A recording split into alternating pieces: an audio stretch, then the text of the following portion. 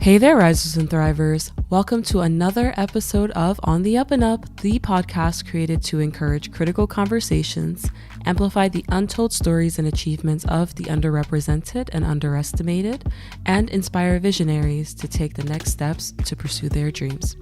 Thank you for those of you that continuously tune in for each new episode and share your feedback with me. I really appreciate it. And for those of you that are new here, welcome. My name is Janine Heinrich, and I am the creator and host of On the Up and Up. And for this episode, I am joined by Sufyan Osamah, who is one of the most driven, highly disciplined, and intentional people I know. He moved to Germany in 2016 to study at ESB and then completed a master's at our alma mater, WHU. During that time, he gained a ton of experience in fast-growing startups, consulting, corporates, and venture capital such as Amazon, McKinsey, and Picos Capital. And today, he is the co-founder and managing director of Honest Dog, a company aiming to revolutionize the way pets find their homes, which is a topic very near and dear to my heart as well. During our conversation, we discussed what Sufyan has coined as the quote-unquote luck surface area and how he planned his path with intention to increase his odds of success, how he uses delayed gratification, and so much more. So, without further ado, let's get straight to this interesting episode. Thank you for joining me, Sufyan. Would you like to continue introducing yourself? Sure. Thanks for having me and doing this. I think a lot of people will find it quite useful on their journeys. Yeah. So I'm from Sufyan, or I was born in Pakistan and spent my first 11 years there and moved around basically every 2 years. And then at 11, we moved to the UK. I moved to London and then spent my high school there. Came back to Pakistan. When I went to UK, big culture shock, came back to Pakistan, a reverse culture shock. So my teenage years and the early childhood were always like a lot of disruption, adaptation. And then when I finished my high school, it was like, what do I do next? And I always wanted to be something with biology and medicine, but then I found the entrepreneurial bug in a sense, and I was reading a lot of books as a teenager, and decided that if I want to have the biggest impact, probably entrepreneurship is the way. And then also decided to come to Germany because I didn't want to stay in Pakistan and everything else was super expensive, which is the case for a lot of internationals. Why are you in Germany? Free education for internationals. That was the primary motivation. And then all the things that I actually wanted to study that were quite technical or STEM, they were in German. So then it was like, cool, I have the international business with all this cool exchange and internships, or I have bioagricultural, because that's the only thing that is in English. And I decided to go for business and then came to Germany at 17. After also I took a gap year, started a company and experimented and lived a little bit, my freedom. And then since basically the last 7.5 years, I've been in Germany doing a lot of different things. Actually, I want to kind of go back to even what you said in the very beginning. So you actually wanted to go into biology or medicine, and then although you said you wanted to be financially independent, but because you came to Germany, everything else was in English, so it made going into business a bit easier for you. So was the plan for you to go into business, or was it more of a happenstance because of the environment here? I mean, I did not know business was a thing that you can study. So for me, it was always, okay, you study physics or mathematics or biology, or you're a doctor, engineer, and all these kind of things. And only in my A-levels, I just happened to take economics as one of my courses and really loved it. It was very intuitive and it made a lot of sense. And then when exploring my options, the biggest priority was to get out of Pakistan. Fair. I mean, and then it was like, cool, business sounds interesting because I want to start a company at some point. And the other option is agricultural something, and that university is not as good and the business university is better. So that was like, okay, I'll decide this. And also I read some books, and particularly like Mastery by Robert Greene and so forth. And the idea was that if you are really good, better not go to Harvard. Like people at the mid-average of Harvard produce less output than people at the top of a worse university. Oh, really? Yeah. So okay. I had that perspective in mind too. And with that, I was like, okay, I don't want to go to a really bad university, and it actually might be to my advantage if I do business, and having this more, let's say, scientific mind, if that works or not, because I was very much academic and into the sciences. That's really interesting because, I mean, in comparison, like when I hear your story versus mine, you sound so strategic about how you approached a lot of things, right? Versus I think for me, and my friends know this, you probably know this as well. When I came to Germany, I had absolutely no plan right away to study. Like I knew I was going to go to university, but I was like, I'm just going to travel for a year. And then I either wanted to go into medicine or architecture, right? And then my mom hears this and she's like, my daughter, she will study. So she just could not comprehend that I was going to take a year off. So I moved here in July, and within a span of 3 weeks, I basically had to go find English speaking universities, and most of them happened to be business. So I stumbled into business, to be honest. And I can't sit here and say it was the game plan, because I never even wanted to study marketing. Like I initially wanted to study events management, but it just so happened they weren't running that cohort that year. And my mom was so happy because she's like, thank God she can get a degree in marketing where she's more likely to be more successful. Yeah. So taking it back to a little bit of your journey, it sounds like already in A-levels, after reading and everything, you kind of had a plan already kind of in place, or at least an idea of where you wanted to go about that. Do you want to expand on that a little bit of how you kind of planned a bit? Or do you even feel like you planned it? It feels very planned. I mean, things did not go according to step A, B, C, but I had this broader vision of where I want to be. And it was more like what's going to get me there? How can I mitigate my risk as much as possible? So it was more, so at A-levels, at some point I was like, I don't want to do A-levels. It doesn't make any sense. I can learn. I want to start a company. I can learn everything while I'm doing it. I made this huge plan in my room in the whiteboard, like exact strategic things I need to know. Sales is super critical skill, whatever you want to do, and all these things. And my mom just rubbed it out and wrote a huge note, like study and those kind of things. So then I was like, okay, I'll finish my A-levels, but not prioritize it at all. I was also powerlifting back then quite seriously, competing at a national level and spending a lot of time there, recording YouTube videos, having websites, and also just experimenting a lot and not really studying in my A-levels. But then I did my exams and I was like, okay, maybe this is okay if I don't want to stay in Pakistan, and I definitely don't want to study here. So then I was like, okay, I'm gonna go back to Europe.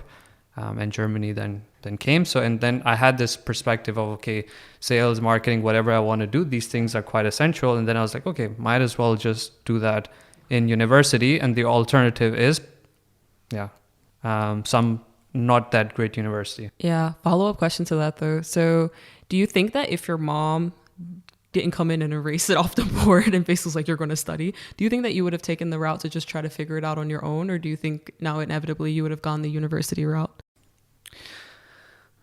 Good question. I haven't given it a lot of thought, because it was more like it also made sense to do your education, to leave the options open in case whatever happens in the future.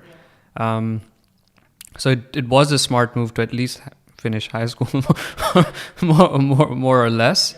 But I was very confident that I don't need it to do what I want to do in my life. Like I can just go out and do what I want to do and learn everything along the way. And whatever I achieve is going to speak more than degrees or certificates from my A-levels. Okay. The reason I asked this is because the founder that I interviewed before you, he actually dropped out of high school at 17. Yeah. And then his, kind of the main message we were talking about in that episode was just do it. Yeah. Like, he's like, you just figure it out along the way, right? And I do agree with him to an extent on that. But I'm a strong believer of don't underestimate the power of an education, even from just the aspect of networking. There's just so much to it, in my opinion. And so while I think he's made it, I don't think that it's a very common result for everybody. Like it is, I think, a little bit more challenging in that sense too. Yeah. And especially if you don't want to stay in the country, or if you want to immigrate, then not having an education makes it extremely difficult. And then you really need an established business and, I don't know, crazy net worth and all these things to be able to travel, at least from Pakistan, because you can't travel without a lot of proofs and all these things. And also financially, I wasn't in a position that I could invest a lot. So it just makes sense to de-risk, but, don't be studying all the time. I'd get decent grades, but do stuff. And if you want to build on the side and do these things at the same time. You may not achieve greatness that way or achieve something significant, but at least you'll be learning a lot. So when my first internship started in Germany, I knew so much about e-commerce because I for a couple of years, my head was there. I was reading a lot. I was experimenting. I was creating websites and Shopify stores and all these things. So it was like time well spent, like video editing, audio editing, like making YouTube videos, whatever the case is, building a little community. And those things I value so much more than if I spend more time studying.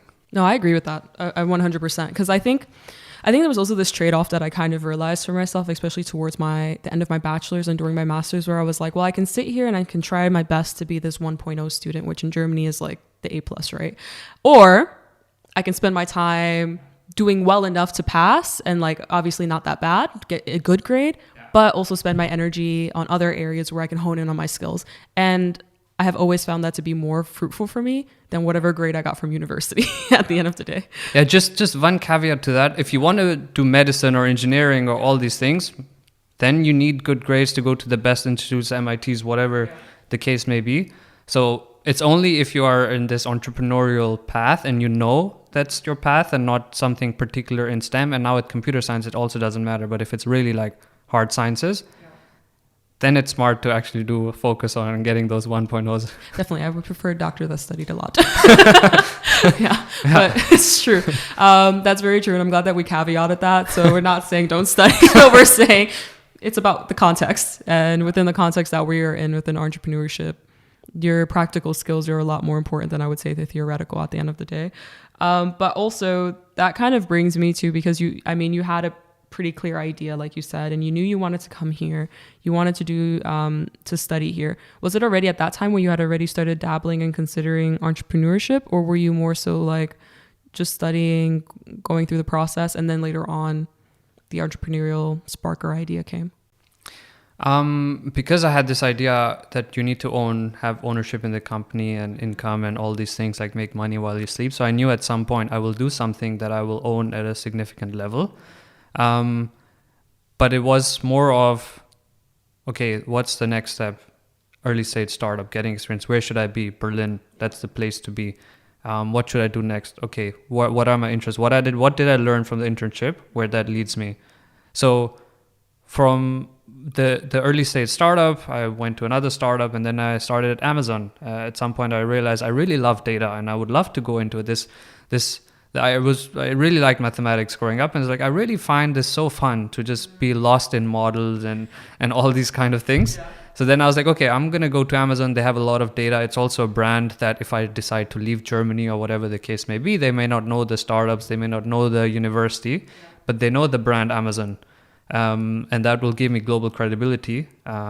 So that was there. And then I realized, okay, I don't want to particularly go deeper into this area because I think I won't be the best data scientist, but I can take my depth of my like natural ability. And if I apply that with a few other things, that would lead to more competitive advantages. And then I went to McKinsey afterwards because I also didn't know anything about consulting, but it was like, okay, someone told me it's the best brand that you can have on your CV. Yeah.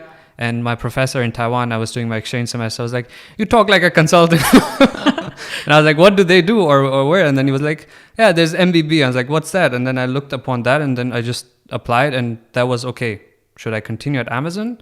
And McKinsey was a gap year and it was paying way less than Amazon.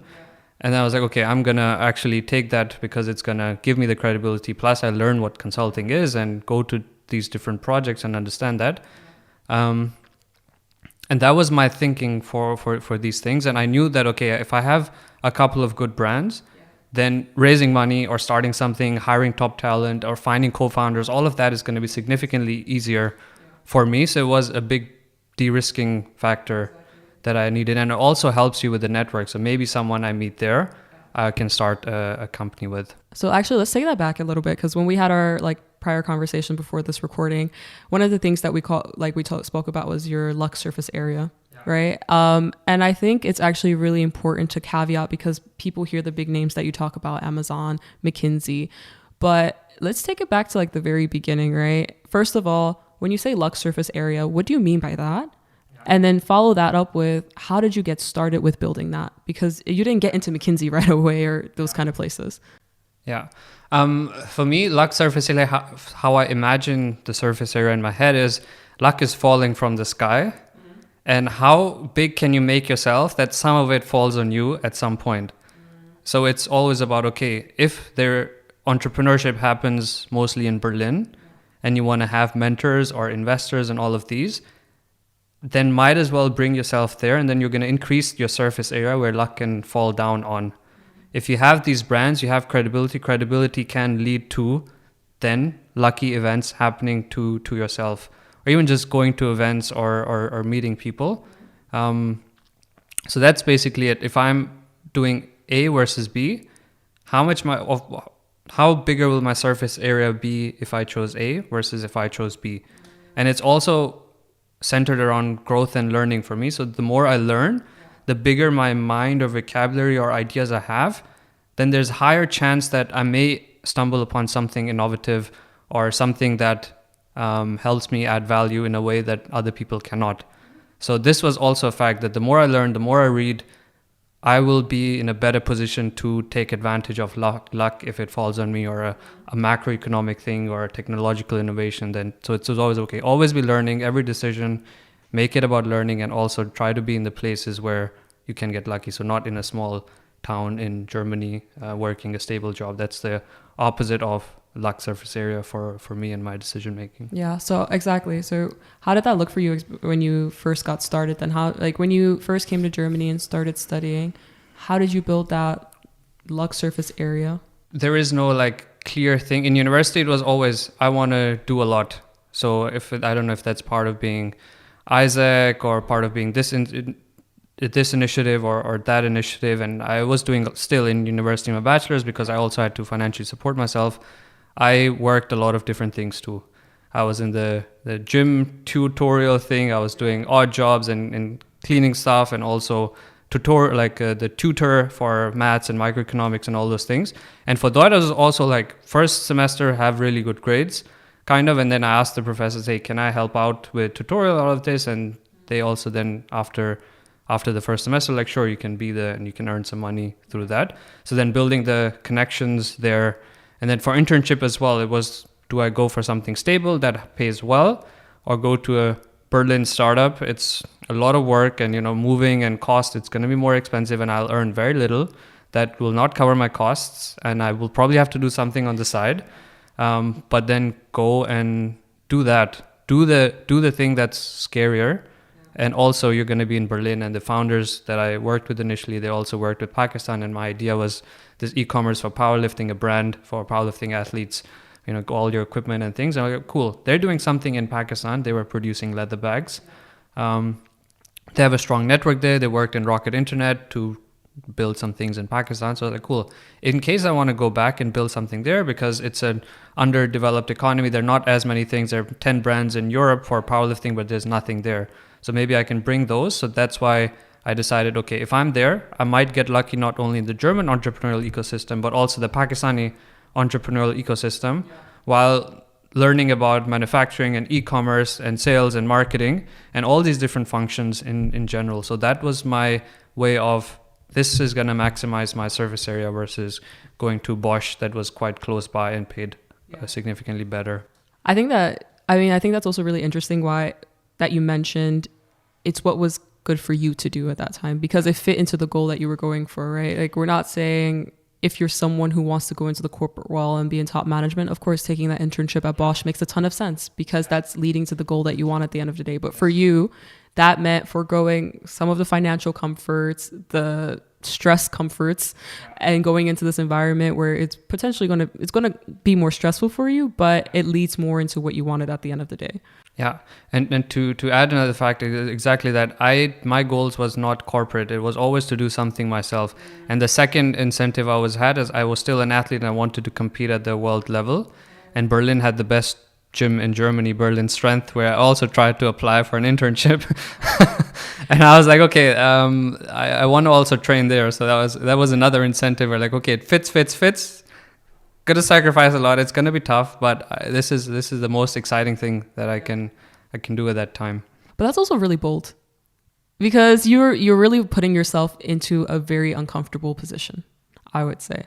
And did you feel uncomfortable putting yourself in those positions, and like that you were putting yourself in a bit of a risky situation, or how did you cope with that, even if you did?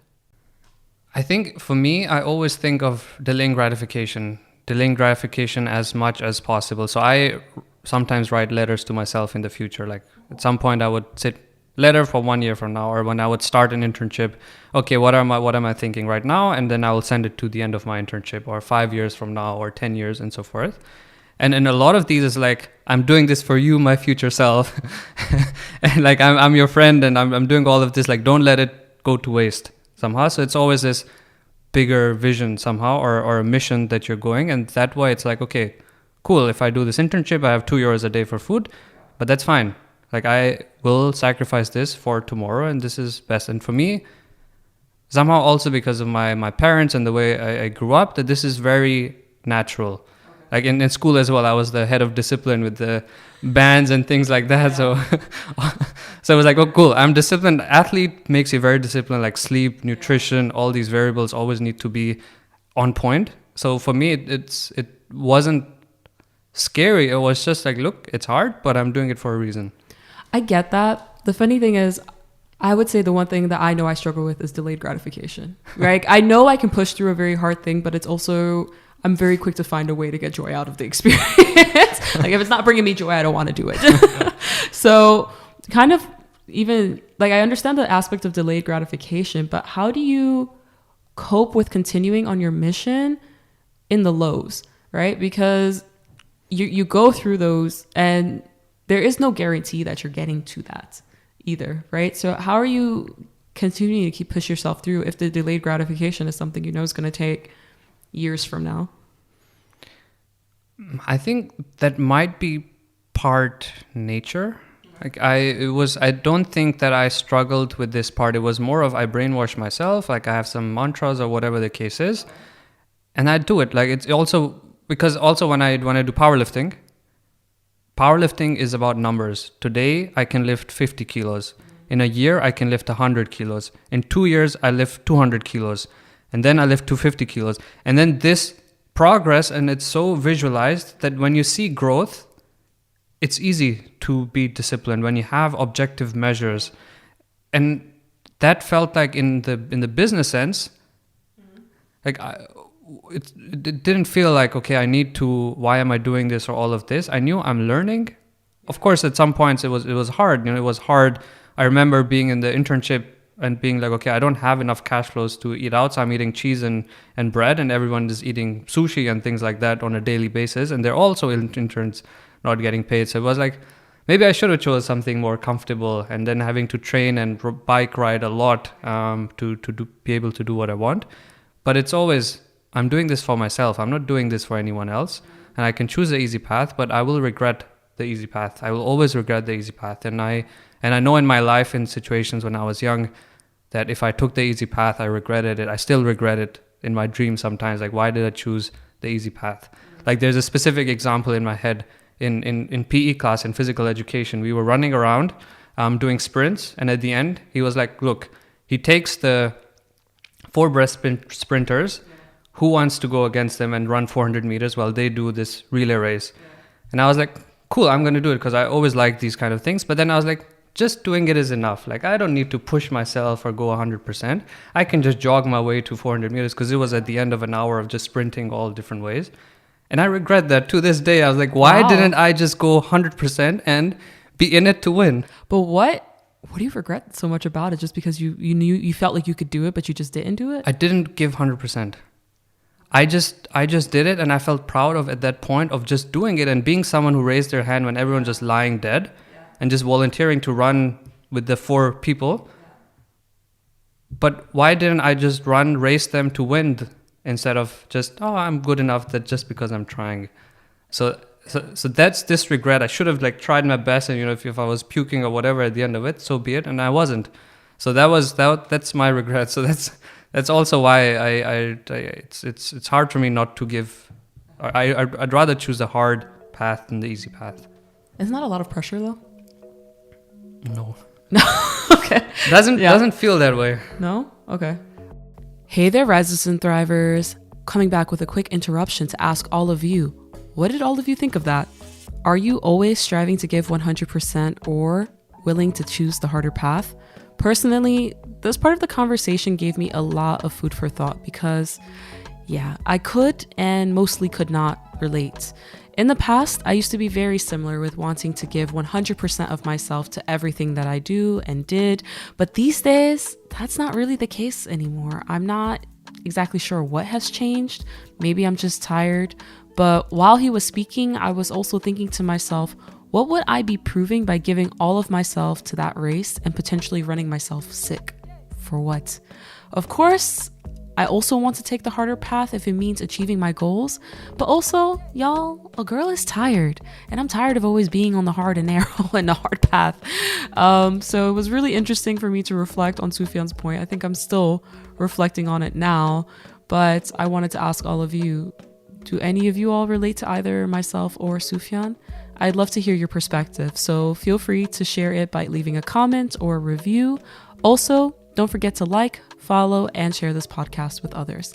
Now, back to the episode. So Sufyan, how did you come up with the idea for Honest Dog? Yeah. The idea of it was more of the problem. We found out the problem and we're just simply shocked.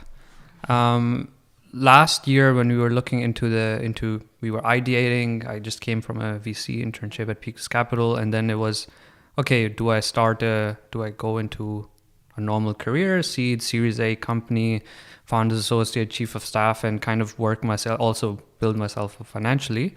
But during that time, it was a boom period. Everyone was raising money. Everyone and their grandma was raising money. And it felt like... They were throwing money back then. I have a good profile. I will get a lot of money. I don't need money to start a company. I'll just get investors from day one and have a salary from day one and continue.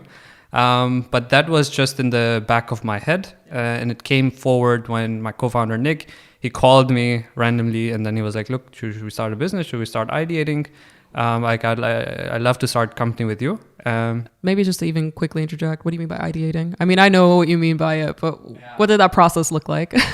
Yeah, so after the internship, I had to write my thesis. And during the thesis, I planned to work and make money as my whole last years. And this time I was like, look, I have enough money. I've saved enough money. I got enough scholarships. I took enough debt that I can live for the next 6 to 9 months without having to work. So I'll take this opportunity. And because he called, we're going to see if there's any problem that we can solve with our interests and abilities. And then we were basically spending daily check-ins, like every day. These are the interesting ideas that we read about or saw or are thinking about. Let's spend one day looking into these spaces. So it could be, hey, I don't like that I have, a bike that is not used 80% of the time. Isn't there a way that we can increase the utilization of my bike that is standing there? And then looking into this space for a day. And after the day, at the end of the day, we'd be like, yeah, I looked into space. I think it's super interesting, or there's a lot of companies already doing this, or it doesn't seem that interesting. The market isn't big enough, whatever the case. And then we'd scrap that and just save the ones that we really liked. And after like a month or 6 weeks of that, we're like, cool, we have some ideas. Let's spend a week on each of these ideas now. And then we spent a week on the ideas we liked from the daily ideation process. And then after a couple months, you're like, okay, these 3 we really like, or there were 2 that we really liked. Let's spend a month on them. Okay. This sounds like a very structured process. It was. We had the Notion, we had a page, we have the templates about how we evaluate each idea on attractiveness and all of those. And that's the process I saw at Picos Capital. So I literally just took the inspiration from them. The importance of internships and exposure. Yeah, I mean, they were quite successful at their portfolio companies and growing them, and also just coming up with the ideas in-house and getting the founders to take it forward. So it felt like, cool, it makes a lot of sense and it's super fun. Imagine 5-6 months of just analyzing markets and, understanding so many things you didn't understand. Like we were looking into glasses and realizing, oh shit, like 90% of all glasses come from this one company. Like, oh wow. And then, like so many things you learn about the world when you're researching. So it was a super fun period. But Honest Dog was nowhere there. Honest Dog just came. I was visiting him in Graz. I didn't have a place to stay. in Germany. So I went where he's from. And I was staying there and then just looking at a dog that he grew up with. And I always loved dogs, and I had a lot of experiences with dogs also. I lost a puppy early on. It was a very emotional and stressful, like one of the pivotal moments in my life. Pivotal mostly because I felt I was very sad. Yeah. But then a few years later, I found out why the puppy died, lack of vaccination. And that made me very guilty because why did I not know about this? And I felt like it was my fault that I didn't know about this, and I could have known. It was under my control. So then I read everything on dogs I could, like really veterinary books, and really like going detail into the skeleton and the history of canines. And all right, if I ever have a problem with Hazel, I'm calling you. Yeah, you'll be very faster than my vet. I was 12, so my retention isn't that good. Well, nevertheless. Yeah, so that was also one of the things which made it very relevant for me, and it felt like, okay, maybe this is somewhat of a calling or something that I was destined based on my own personal history. When we realized that pets are being sold on classified marketplaces like eBay Kleinanzeigen, Craigslist, Gumtrees, and super dodgy and intransparent, and that led to a lot of problems with illegal and unethical breeding. And if you get a dog that is not bred properly or had a lot of traumas early on, then you're going to suffer not only from genetic conditions but also other issues, and that leads to pets being abandoned and so forth. So we're like, where should the future of pets come from? And it just seemed so hard. Like pets are so important in Germany and Europe. They're not that important in Pakistan, so it's a cultural thing too. It is a very cultural thing, I would say. But in Europe, they're pretty important, and they come from really dodgy sources. And that just seemed wrong. Isn't that wild? Because in Germany, people love their dogs. Like, I mean, I have a dog, Hazel. And I joke that people love dogs more than they like people in this country, for example. I don't say Germans, but just saying. Like, you would never see that in a Ghanaian country. Like, we like people first. But the process of getting a dog is a bit shady. I think there's only that 1 or 2 certified websites. They're clubs, clubs that are the global clubs, but they're very breed specific. Like exactly. A German Shepherd needs to have hips at a 40-degree angle and this thick paws and skulls. Like exactly. It's old school. Exactly. And I remember looking through that, and then also the websites are usually, or it's not so up to date. And then when you're looking at the websites now, these dog breeder websites, oh my God, they look like they were made in the 1990s. It's a 50, 60, 70-year-old Germans, and in technology adoption, it's not the best. We have Squarespace. We have Wix. There's really no excuse, but that's besides the point. Yeah. But I do remember it is a shady process with getting a dog. Like, I mean, with her, I remember finding it on it looks like the pet version of an eBay Kleinanzeigen. And then it led me to the breeder's website. And thankfully it ended up being a reputable breeder, but the process was very shady. And even I'm not even sure if she was that reputable of a breeder. I'm just not listening to this. But it was a little too easy to get her. That's the reason why I wonder if she's even a reputable breeder, but that's a whole other question.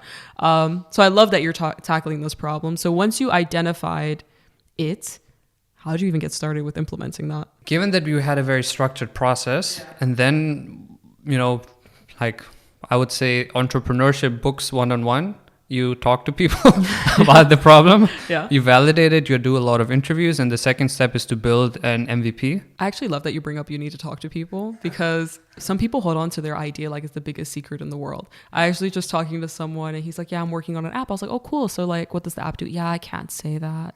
I was like, why? He's like, yeah, I don't know. Somebody might try to take it. And I'm like, what am I going to do? I work as a venture architect, but I'm just going to quit my job tomorrow and run with your idea. I'll go sell it to my company. It doesn't work like that. And ideas are cheap at the end of the day. There are very few ideas that I would be like, man, no one thought about that. That's the part. And at the end of the day, what you start off with as an idea is never what you're going to finish with at the end of the day either. So, but that's a whole other side point. So you said you started off with just talking to people, then building out a prototype or an MVP. Yeah. And then? Yeah. And then we were like, can we get first customers? And it was my co-founder, because my German not existent. So it's like, if you need German, my co-founder takes care of all of that. He was talking to breeders, and some of them were crying, and they were like, wow, so finally something that actually makes sense to do, because for good breeders, advertising their puppies on shady websites, it just reduces their own value too. There's this whole case study on market for lemons. Not going to go too deep, but when there is information asymmetry, so if one person knows more, like the seller knows more than the buyer, then this leads to, for example, if there's a good car, if there's a bad car, the seller can say, no, it's a great car.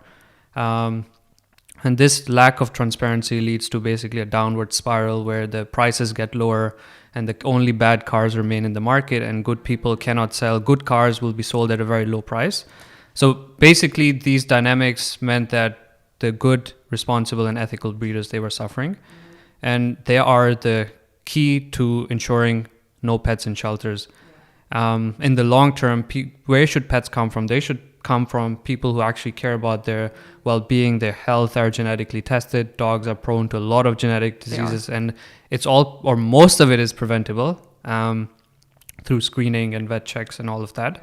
And if those pets, the breeders then also ensured that they go to good homes at the end of the day, and that is the safest way to ensure that there's no exploitation of pets. Second, shelters are not full with unwanted pets because people don't know what they're getting themselves into. So with Honest Dog, our whole vision and mission was to create a safe place to find your pet, and to create a world where every pet has a home right from the start and there's no exploitation. And for that, it's also, from a business perspective, it's also super interesting because we're building a marketplace, but it's also a platform at the end of the day. And there are e-commerce dynamics, and there's so much to learn and so many aspects. And it's really, really challenging, but it's also really, really fun. And it's just, it's a really cool place to be in, for now. Yeah, and actually, you kind of briefly touched on it when you even said with your co-founder, he's the German speaker, so he was going to the breeders. How is it navigating being a founder with a migrant background? German's not your first language, founding a company, and even dealing with the bureaucracy and all that fun stuff around that. How is that? Bless Nick, my co-founder. Honestly, I would never do this without a German native, he's from Austria, but someone who can speak German well, to navigate all these things, because he was took care of all of these things. Don't do it alone. Fair. I mean, it makes a lot of sense. I mean, I was wondering because I remember I was talking to another founder, and she's actually a founder of a pet tech startup as well. And I remember she has a German co-founder, and she also said the same thing, like, thank God for my co-founder. Yeah. Because it's a hard challenge. And it's hard enough as is being a founder. It's another hurdle when you're doing it with a migrant background and German's not your first language. Yeah, and I just need to point out a caveat. It's not that starting a company is hard with bureaucracy. It's everything that comes with having a company. So it's not notarizing your GmbH or UG and so forth. It's applying for scholarships, it's grants, it's filling out forms for whatever the case may be. So those things are a lot more challenging. The rest, you can always just bring a friend with the appointment. A lot of things are in English, especially in Berlin, not for smaller cities. So I don't think that part is the challenging part. If you're from EU, if you're outside EU, again, you have the residence permit and visas and other things that you need to, take care of. Sometimes a vicious cycle. And I fortunately timed my starting a company to after my master's, where you have an 18-month period to find a job or do whatever you want. And then after those 18 months, then you can basically say if you're self-employed or if employed and so forth. And that freedom I took to then also get funding, so then I have salary to then be able to extend my visa. Okay. Well, I mean, good point for anyone who's thinking about that. Great point in timing. Thinking about that strategically is when you're going to start that. Yeah, it's not something you can just start and quit your job one day or to the next, unless you're from EU. So this is more relevant to outside EU citizens. So you really need to.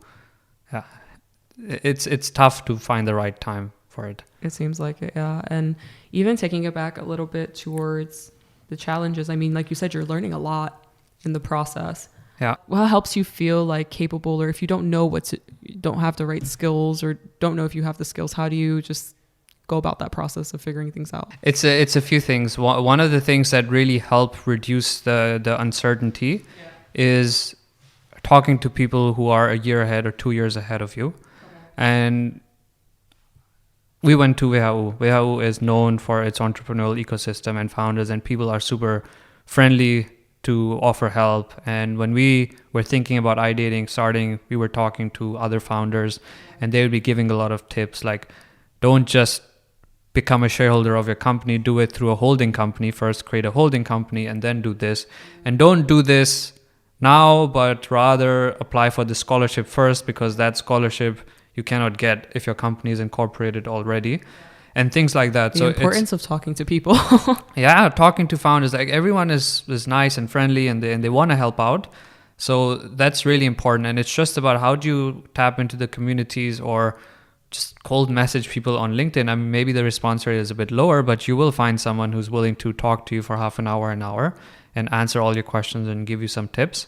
And being part of this WHU ecosystem as well, with legal workshops or whatever, documents, talk to this person has written a guide, and all of these things. So those helped mitigate a lot of the, let's say, hard or like clear challenges. You need this and this and this legally. And the rest, it's a little bit of confidence and ignorance. Like you don't know what you're getting yourself into. One really. of the founders, she's called it recklessness. She's like, she was just being reckless. She was just trying and seeing what happened. Yeah, it's just not being too fearful, and maybe not thinking too much about some things, and just do it. Fair enough. See, the way my anxiety is set up, even you just saying that made me feeling anxious. No, it's like, okay, you want to do this? Yeah. Sure, you're not going to know 10 steps ahead of how things are going to plan out, but you know the next step. Yeah. And you just need to have the basics covered somehow. Like, what's the worst that can happen? For me, it was, I had some student loans, and plus I had my personal runway, and we wanted to raise before that.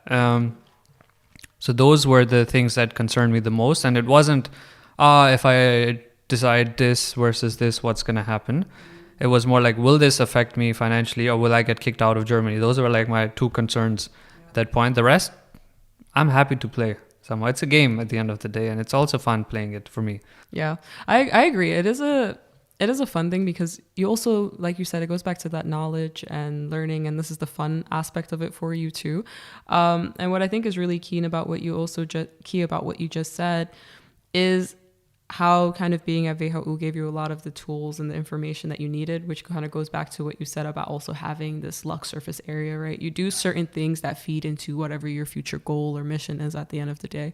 And then at the other aspect, there was something that we briefly touched upon when I asked you the question of, how do you deal with all the criticism and the no's?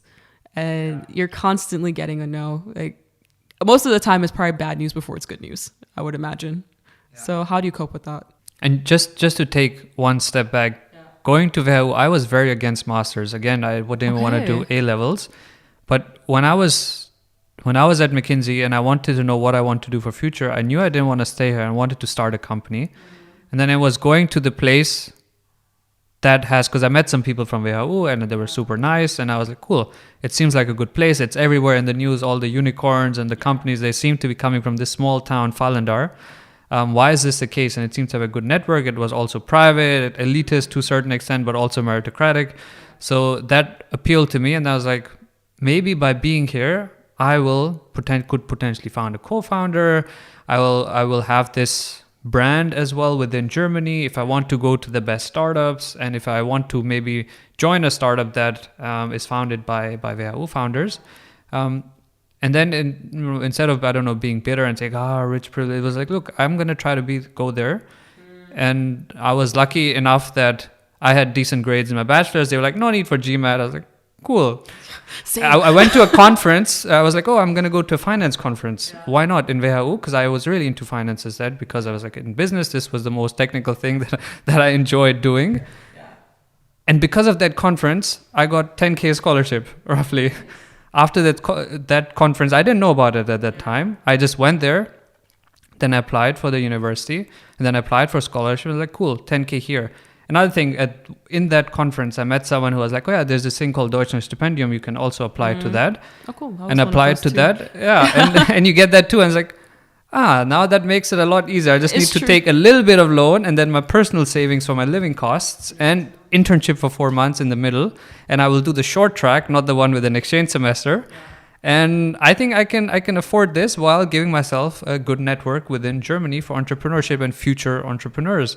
But what's really funny is it was actually very similar to me. So you sounded like you were very strategic already from high school onward, and then you kind of kept it going. And I think for me, I didn't really have to plan right away up until around the time of the masters. And it was also the same for me, because I was like, okay, you want to go into entrepreneurship. You don't know in which way, shape, or form yet, but you probably want to stay in Germany. What's the best bet for you to get that network, get that access? And it was WHU. And I do also agree with, and I have to tie it to the point that you made earlier when you said you have to kind of let go of all the factors that are not within your control and think about the factors that are within your control. And of course, there were things where I was like, how am I going to pay for this? Is this even an environment that I really want to be in?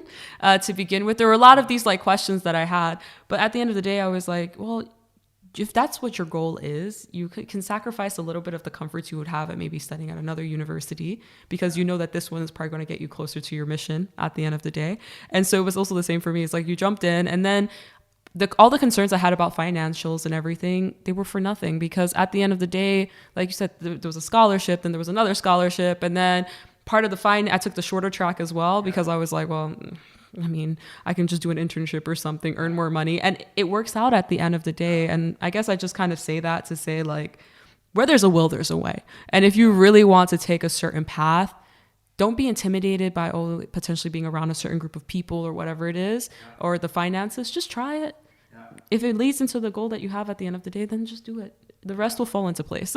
Yeah. And I didn't have this mindset with finances. I had a bit of a mental problem, because my whole life it felt like, okay, we can't afford this. And there's like, it was always this affording, this word was quite prevalent. And even when I wanted to come to Germany, it was very financially challenging to pay the blocked account fee to get the visa and so forth.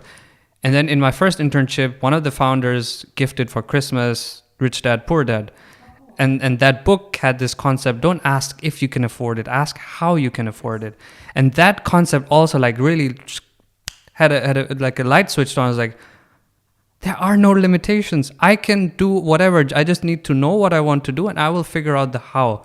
And before it was like, can I afford it and this and that? It was always a big concern. And now it's still financially, I feel I still need to pull myself out of the rich dad, poor dad, of the poor dad into the rich dad mentality about it.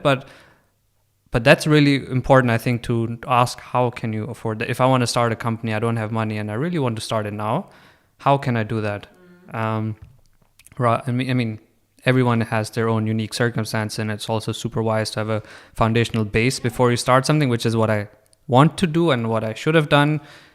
Let's see what the future holds, but this would be the advice I would give other people, like have some 2 years of your runway personally, because it takes time. It does. It takes time to build a company, and you should not have the pressure to fundraise, and it's better to bootstrap and do it organically and sustainably than to have this pressure of growing and competing and all these kind of things. Yeah. So yeah, that's a little background on how this entrepreneurial journey and starting it became easier, and how these little dots from the past kind of came together for it. It's not if you can afford something, but how. What do you all think of that? Feel free to share your opinion as a comment or review. For me, it's funny how Sufyan and I both had the same notions of facing finances and not being able to afford things as young children and growing up, and how that has influenced us into adulthood. But our approaches are also slightly different. In the end, things fell into place for both of us, and I say this to encourage all of you to not let money hold you back. There's always a way. Anyway, back to the episode. And now coming to the question of dealing with no's. I mean, especially fundraising, you get a lot of no's. And not just no. Take that personally, by the way. I think honestly it's not easy to not take it personally in the beginning.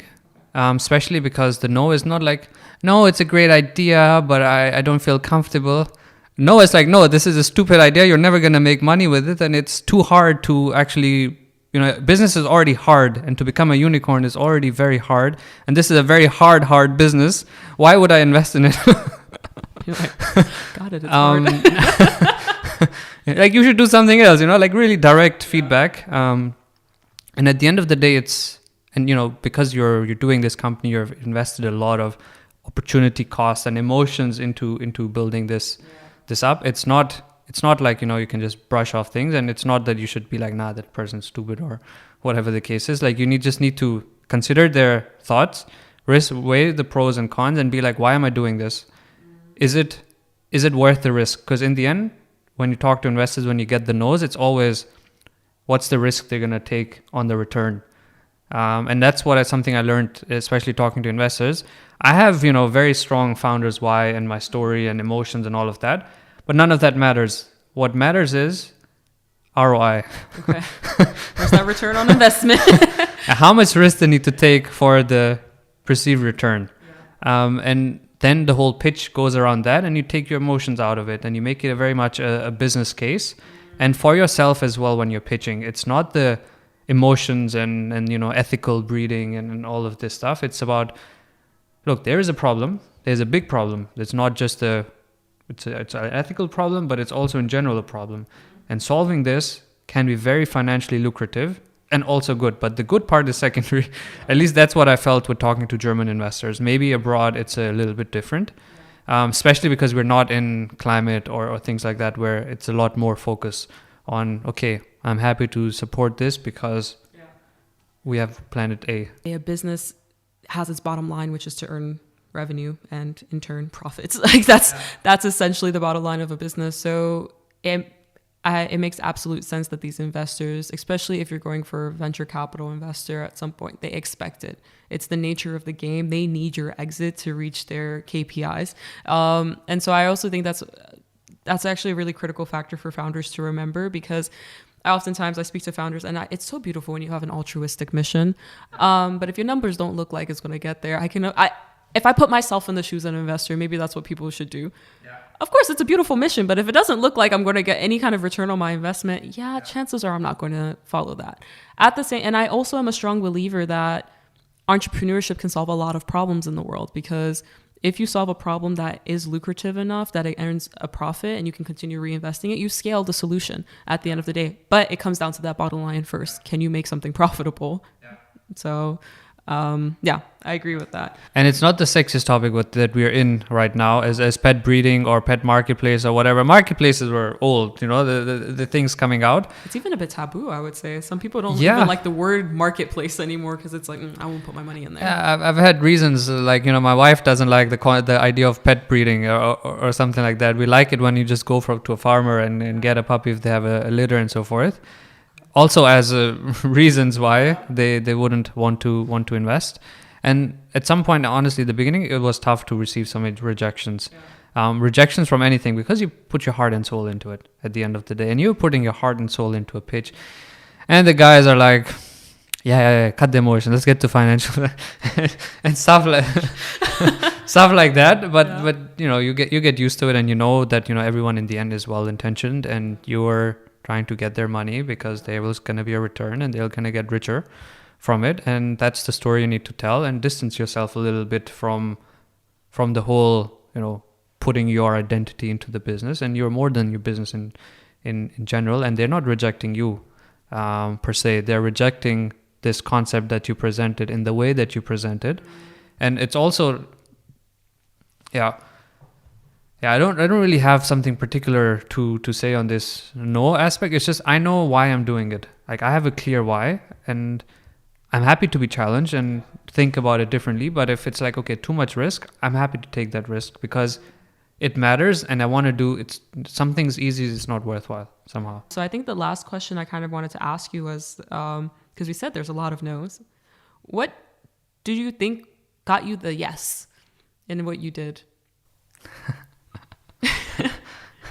I think the first major yes, it was just meeting in person. I think that's one thing I also realized. When people can see your energy, when they can look at you in your eyes, they're much more likely to believe in you rather than if you scheduled a call online and you had a Zoom call and you were talking about something, shared the pitch deck and some information. When they really feel your energy and excitement going about it, that makes a big difference. So that was one thing I learned. And getting the first yes is a lever for your second yes, which is a lever for your third yes. And towards the end, it's momentum. Yeah. And it's just the first step that is the hardest. And then it's momentum. And then it has a snowball effect at the end of the day. It has a snowball effect. And, you know, humans in an investment especially is not a rational thing at the end of the day. It's far from rational. And there's so many tactics or things or time pressure and FOMO and this person's in and this and that and sometimes bluffing and all of these things. And in the end, it's really just getting the first one who believes in you, and that person should ideally believe in you enough to tell all their friends about it, their strong belief. And humans, when they hear about something from someone they trust, much more likely than a cold message or a intro from a really, really weak connection. And we've had investors who would just talk to a former boss of mine and would invest the next day, kind of, and not do much due diligence or just one short chat. And that's enough for them. And the others would really go deep into everything and numbers and references and these kind of things. But the first one is the trickiest, because they also need to believe that you'll be able to get more money in the future. So it's a lot of things. It's a lot of learning. It's a lot of pitching. It's a lot of all the feedback, all the no's you received. How do you refine that? One of what I was saying before, took it to less emotions to more ROI. And that led to also more excitement in investors. And then having existing investors also then added on top of that. So it's all a learning curve. And how I did the process was just, 3 months of friendly chats or intros and getting some rejections and refining until it was like, look, all the feedback, this kind of covers the concerns and this is the nice storyline that makes sense. And then having your intense 2 weeks calls where your calendar is full of investor calls. And at the end, you're like, cool, I'm closing the round. I often work with a lot of social entrepreneurs that are extremely mission driven, and Sufyan hits the nail right on the head. While you may be on a noble mission, it's extremely important to speak to investors in their language. Tell them about the immense potential return on investment, ROI, if they were to invest in your company. This was an extremely insightful episode, and I want to say a huge thank you to Sufyan for taking the time to share your story, unique perspective, and journey as a founder. Also, I'd like to extend my gratitude to all of you for listening. Thank you so much. It would mean the world to me if you could take a few seconds to like, follow, and share this podcast with others. Also, I would love to hear what you think, so please do not hesitate to reach out to me directly at janine@ontheupandup.io or leave a comment or review. And with that being said, I hope you enjoyed this conversation, and I cannot wait to share the next episode with all of you. Until then, onwards and upwards, y'all, and I'll speak to you then.